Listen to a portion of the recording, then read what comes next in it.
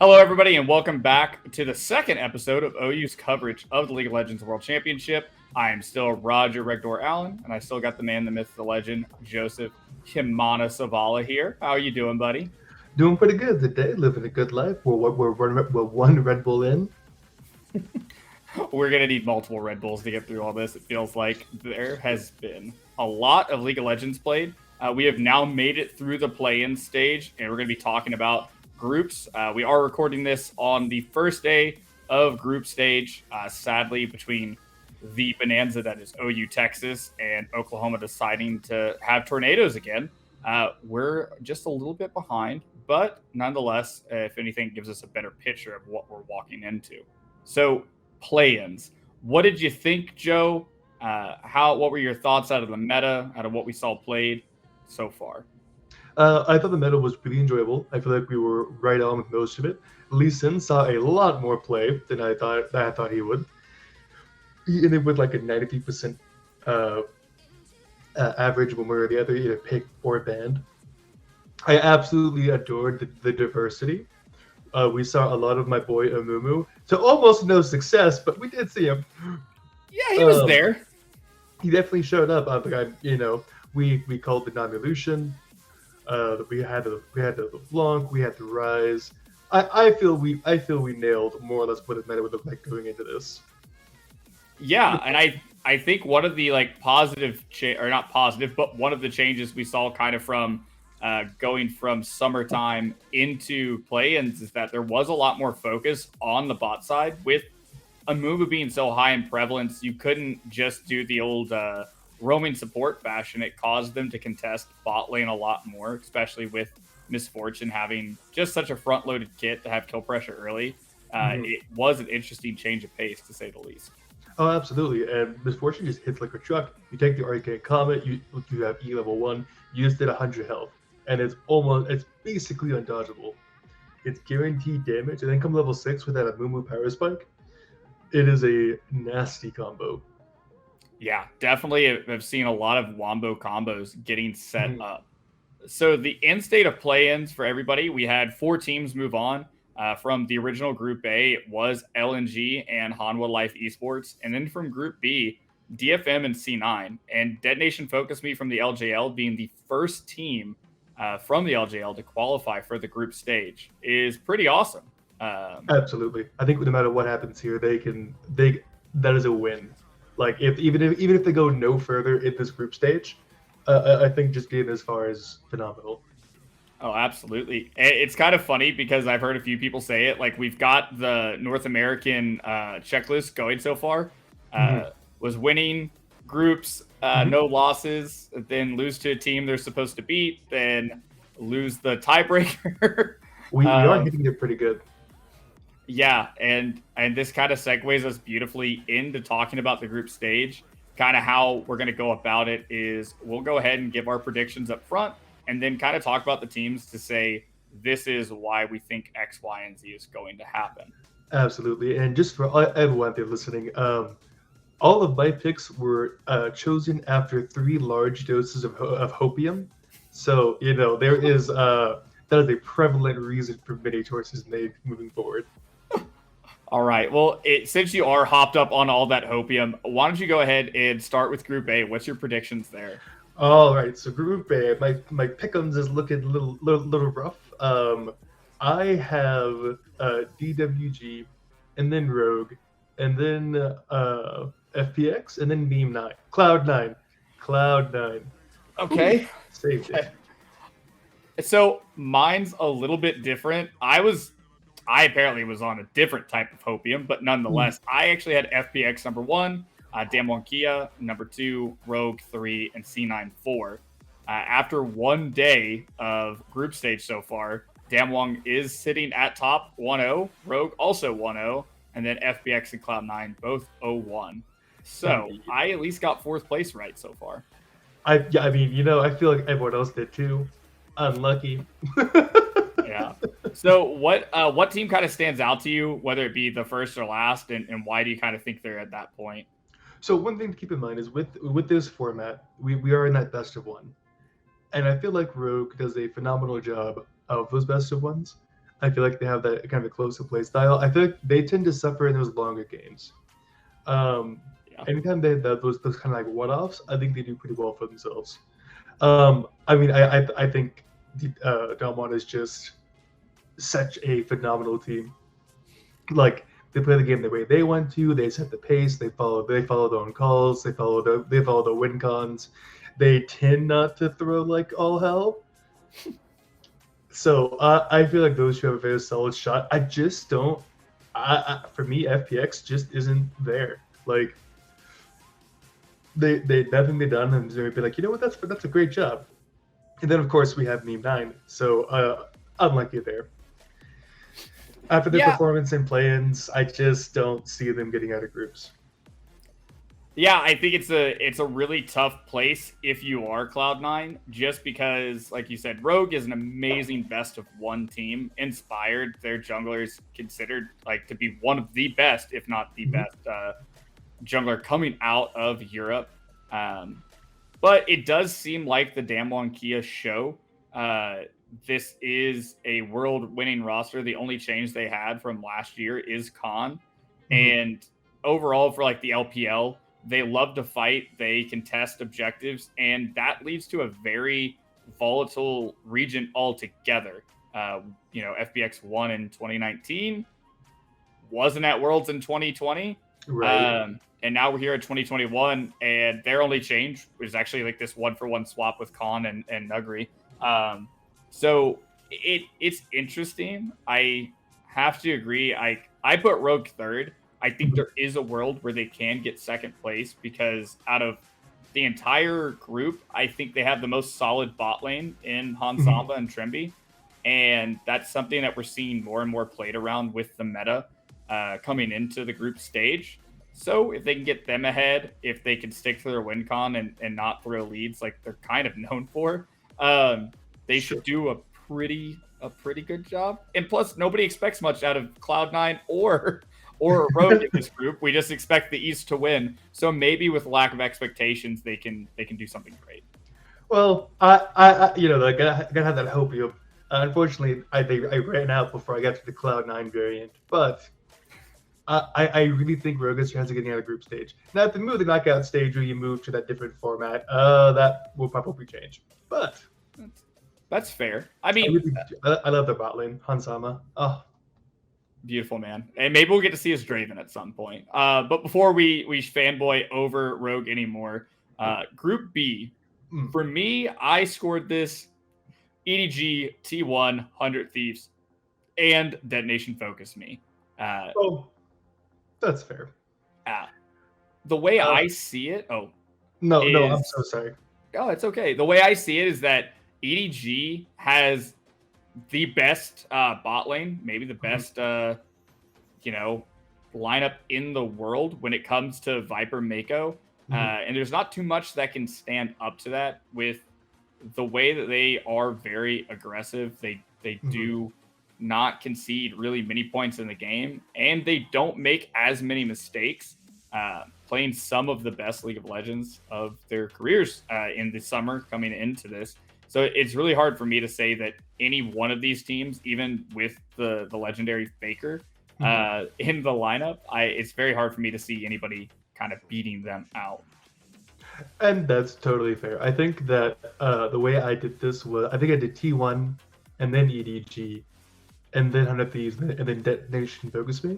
Yep. The same reason of, I mean, I just don't see a world where either EDG or T1 don't make 1 and 2. EDG I thought would underperform based on almost nothing, but I did have that thought. They definitely have a history of their team showing up to the world stage, but maybe not their players showing up to the world stage. If that makes sense. Well, and then with the bot lane meta being so not actually in the bot lane, I didn't know how much that bot lane would get a chance to actually show themselves. I thought that they'd be much more roam heavy, much more of the stand back and chill ADCs. But I'm happy to be wrong. Much less boring. Yeah, and I think like if we're taking some hopium in, is there a way that 100 Thieves gets out? No. And okay, I'm I'm on the opposite side here, okay, guys. I am an EU. I'm an EU stan. I love LEC, but from the North American side, like the pieces with T1 that Guma and Teddy have been splitting time in the bot lane, and overall, like T1 is not this. It's not the same T1 as old, where they're very refined, very disciplined in their approach to the game. I think they're still trying to find out what their team identity is. And with those things in mind, I think it's somewhere with 100 Thieves with a powerful showing coming out of North America, with Closer being as versatile as he is. Same thing for Abadage. And FBI and Huhi are a strong bot lane. So there's elements that you could play around and maybe take some of the weaknesses away, like show some of the weaknesses that T1 has and accelerate the game to the point where they cannot come back. That's my thought. And that's a much more fair thought. I just don't.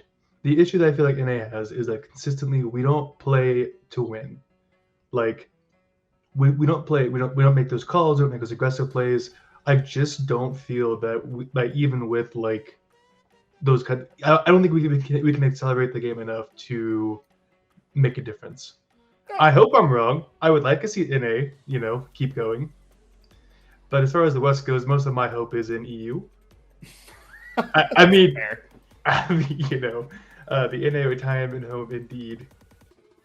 Yeah, that, but like the one thing, just as overall, and I feel bad for DFM. DFM, hold your heads high. You made it to the group stage, but they don't really stand a chance here unless somebody makes some major missteps, which I don't think happens at this point in the tournament. No. Some people can underperform, but I don't think that they grossly underperform to that point. I think overall, like the story of the group is centered around the bot lanes. I think a lot of these teams just play weak side top and just kind of take it from their sort of feel to them. So overall, there's some room maybe for second place, but we think overall, like EDG is, in my opinion, is just going to take the group and we'll have an interesting knockout stage. Now, this does get a lot crazier as we move down the list alphabetically, because Group C is another one that is wild. And my pick'ems were before we heard about Upset. Sadly, Upset from Fnatic will not be playing in the group stage. Only wish the best for him and his family here. But they now have Bean coming in, playing in EU Masters, had some finals appearances, but is going from basically the academy system to the world stage. Does that affect how you ranked them? Because I ranked them second. I think it didn't. Only because for me this group is just so stacked. And now, mind you, if I had known about Upset before I'd locked in pick'ems, then absolutely Fnatic would have been fourth. I went back and looked, and I actually put Fnatic as third. I feel like the top two are going to be Hanwha Life and We'll Never Give Up. PSG Talent may come back to surprise us. I thought that Fnatic, with the kind of games they've been playing, the kind of roster they have, would look pretty good on stage. Upset being replaced by Bean is quite the problematic thing for my pick'ems. Yeah. Poor guy. Yeah. Like, my whole thought process here, because I put RNG, then Fnatic, then Hanwha Life, then PSG, is on the top end of the mat, or on the top end of the standings for me. RNG are the MSI champions. They made no changes. They have so many playmakers between Xiaohu, Gala, Wei. Like, their entire... They play so well around their team to where they have multiple carry threats, and their team fighting is just off the charts. And then I went, Fnatic, because they are the most EU LPL team in the world, because they will also fight you at every piece of it. I think another piece that kind of gets overlooked on the downside for Fnatic is Adam. Adam is 18 years old. This was his first split here in the summer with Whippo role swapping into the jungle. And he's done well for himself, but even in EU finals against Mad Lions, they were able to kind of exploit somewhat small champion pool, but also how Adam chooses to play the game, in the sense that top laners in EU hate him because they're like, he won't ever 1v1 me. He goes and rotates mid, level 3, level 4, level 5. He doesn't play for his lane, where these other teams like Xiaohu, for instance, and RNG is going to let him rotate and is just going to be 30, 40 farm up at that point in the game and just make it unplayable for him. So as much as Bean is an unknown quantity, there's a known quantity in Adam being a young player and playing a more team setting that probably lends itself to that. Absolutely, and it's his first time on stage. He hasn't been playing too long. He is a rookie, and he's 18. Lord, I mean, imagine that pressure. Yeah, you told that you're at the world stage, and everyone's looking at you, and it's like, of course. Then we go up against this team that is absolutely crushing it. Yeah. The one thing I will say is that Bwipo cannot be underestimated. He is truly like a student of the game. The first game, not to go off on a tangent, but I have to talk about it because it was wild. It was crazy. Like, basically, Bwipo late invades Willer's jungle and then crosses over from his red side to Willer's blue side between the T1 and T2 tower, fight him, make him run away to red side where there's no camps, and then turn around and get double scuttled because basically Bwipo takes top side and then Bean and Hilly move up and take the bottom crab. So Willer gets denied all of Bwipo's blue side jungle. He doesn't have a red side jungle. He doesn't have scuttles. He's left on like 4 CS, like for a good amount of the game. And the early game looked so strong with this sort of inventiveness from Bwipo that there's still a chance. There's still a chance they could do something. I still got some hope. No, like that was absolutely phenomenal from Bwipo. Like straight up. I just think that upsets. Like the lack of upset is just gonna be too much to overcome. Yeah, that's fair. And finally, we have Group D, which is the most coin flippy I think there is out there. So I would hard agree. Who's your winners? What do you have going out of this? Oh, I of course have Mad Lions. I just adore them. They're one of my favorite teams. They have been for a minute. I was really surprised by the end of the day, where they actually end up losing to Team Liquid. Yeah. I have my standings as Mad Lions, and then LNG, then TL, and then Genji. Which we definitely have the same lineup in terms of who we see getting out where. Now, the end of day one, however, looks quite different with Genji and TL both undefeated. So it's got a flip-flop from what we thought. Absolutely. I definitely underestimated Genji. And TL, apparently. It was indeed the one time that, in AEU, as opposed to the EU in A.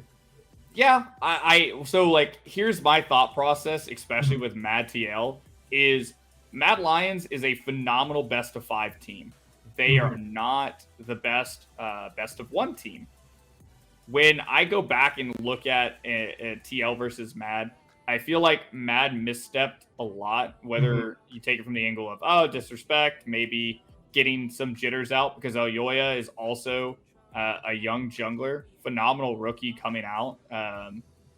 And Arma played for the TCL last year, now in the LEC. So, like, some of it we could attribute to that piece. But overall, it felt like they made a lot more missteps and were able to get baited in to a very good draft from Team Liquid, as opposed to just being like outclassed all across the board. Absolutely. I do agree with you. Mad Lions really good at throwing away a game or two, which you can't afford to do in best of 1 series. That's mostly unlucky. Hopefully they recognize that they have to treat every game a little bit like either more seriously, with more respect, with more something. Because if they don't, they're never going to get to the best of 5s. Yeah, and I think there's still a world where they're going to be okay in that regard. It really comes down to like the Genji LNG piece for me. I don't have a whole lot of hope for TL. I did rate Genji really low, like we were both talking about, but it's an answer of how they play the game. For me, Genji, and why I kind of rank them lower, is they play a very one-dimensional game in the sense that they put a lot of emphasis on Clid and Ruler, their jungler and their ADC, to be that dual carry threat. Whereas it feels like a lot more teams have the ability to carry from almost any position, minus support. We're not going to see any full AP, Nami's on the board, just one-shotting people with waves. But overall, like that piece to me is like, what's the name of the game? Well, it'd be the same thing like we saw in Plains with Hanwha Life, and that is shut down their star player. You shut down Chovy, Hanwha Life has a lot harder time playing. If we could shut down Clid and Ruler, then what's your win con at that point? Right. Especially with the way the meta itself is shaking out. Ideally, with those carry tops, those carry junglers, this is the time for those things. It's not like everyone's stuck on tanks. So you have two huge damage threats. Right. Yeah. There's room for damage threats everywhere across the board, and I guess touching on LNG, because LNG is the one we've seen the most of playing in play-ins, and there's a lot happening with them. It'll be a question of like, to me, this group is all about top lane with Alphari, with Ale, with Armut, all these people that are just known to be able to carry, be able to play weak side. They can play a lot of these parts of the matchup. It'll be interesting to see who kind of is the cream of the crop. Ale versus Alphari is something I'm really looking forward to watching. Absolutely. Alphari is always worth watching. I feel like I really enjoy watching him play, one way or the other. Yeah, it's gonna be good or bad. And I was listening to another podcast about groups, and something that I found interesting was, to me, and I think a lot of people on the outside looking in with Team Liquid, is it is the Alphari show. They play towards the top side. If he's ahead, then we're ahead, and we can kind of use that to snowball into the mid game and really start contesting objectives. But a lot of people, I guess, don't see it that way, or their opinion is like they play towards bottom side as well. But to me, it just feels, CL just feels very one-dimensional in that same sense of Core JJ plays for Alphari, Santorin plays for Alphari. They're always playing towards that side of the map domestically with teams that I think that can match that threat in LNG and MAD, or people that are going to cross map them and make them pay for kind of overloading the top side of the map. Absolutely. You find no arguments here. I love it. I love when people tell me I'm right. Great stuff. Well, we'll see. We'll see if you're right. But I don't have any room to argue against you. I think that's a very accurate summation of how that goes. I do think if Alphari gets those champions and he gets those chances, I think he very well can be that carry. Like, he can put his entire team in his backpack and be like, okay, guys, we're going. Yeah. Hopefully. So that's kind of how we stand on groups right now. And I think the last piece before we get out of here has to be around meta. Because I think that day one, there was a stark contrast in some priority picks. Name one, the Yuumi. Yep. Like, where did this come from? The Bells of Hell, I believe, is where Yuumi was made. I am surprised to see her as such a priority pick. People are first picking her on blue side. Like, that kind of blew my mind. Like, I guess they just they value the healing, they value the ability for one of the supports to kind of AFK and take a nice break. It's working. Like, I mean, I'm not arguing its effectiveness. I just don't understand where it came from and how this cat isn't being punished. I feel like a lot of it, I was just pulling it up real quick. Yeah, she has an 81% presence, banned 7 times, picked 6 times. And I feel like it's all has to do with one misfortune, like the double index towards Ahri and Comet, and being able to level 1 get off so much damage. Do you mean Ahri and Comet? Ahri, yeah, Ahri. Hey. No. Okay, go on. Yeah, thanks. Thanks a lot for that, everybody. I don't say words right. So those two put together, and the fact that you can take basically triple combat summoners between Exhaust, Ignite, and Heal. A lot of the trades we saw with it today were super interesting. I think it was Nautilus, Kaisa into MF, and Yuumi. and he gets off the level 1 Q, and immediately Yumi hops off, exhausts Kaisa, heals popped, like all these things are done, and when they walk away and everything's said and done, Yumi and MF do more damage early than the Kaisa Nautilus. And so you see this 50-50 trade, but from that point forward, it's like you don't get to approach them again. They're just going to poke you out, and even if your Nautilus comes in, you're kind of too hurt at that point. But I think that's the only place where it makes sense is when you have that misfortune, because the move speed buff plus strut plus all these things makes you so agile getting in and out of these team fights. Right, and of course, and once lane's over, you of course get your AD carry and go on to whichever bruiser happen to get fed. Yeah, exactly. Yeah, 100%. Like the Wukong or the Jarvan or the Xin Zhao or whatever it may be. Dear Lord, imagine her on Kiana. That is scary. Oh, yeah. Yeah. So I think that was the most interesting. I think outside of that, we've seen pretty normal things overall. I love it. Again, the meta is super open. It was like 60-something unique picks or bans on day one alone, and that feels pretty good. It absolutely does. It is such a nice change of pace from the like pick this you're trolling, or like the same 20, 25 champions that are pick or ban. It turns the games into such a boring thing to watch because you know what's going to happen and what champions do, and with Vietnam not being able to make it in, you even lose that surprise factor. Yeah. Dude, I love those surprises. I love watching the games. I don't know what's going on, but it's great. Yeah, there's always something new and inventive. I'm looking forward to the next coming days to see it open up a little bit more. Lee Sin just being 100% presence on day one. Like, sure, is it expected? Huge skill expression champion. Does a lot of things that work well in this meta. But I want more Kianas. I want more Talons. I want more new. I want more Gore Drinker abusers just on the Rift, jumping over walls and one shot. Let's not speak that into existence. But you know, Gore Drinker abusers are cursed. But I do understand that it's just exciting to not see the same three junglers. Yeah, exactly. So, any last minute thoughts? Anything you want to get out into the universe with me asking for more Gore Drinkers? Don't ever ask more Gore Drinkers. The item makes the game so, especially with Tryndamere mid, uncomfortable to watch because he walks in, chooses not to die for 5 seconds, and then just uses Gore Drinker and gets most of his health back. Ugh. Curse item. Chef's kiss. Well, ladies and gentlemen, that's going to be all from us this evening. Check in next time as we're going to be talking about the knockout stage, how groups went, and all the poor North American fans that are going to be watching from home. Again, I am Roger Regdor Allen. That was Joe Himana Zavala, and we'll see you next time.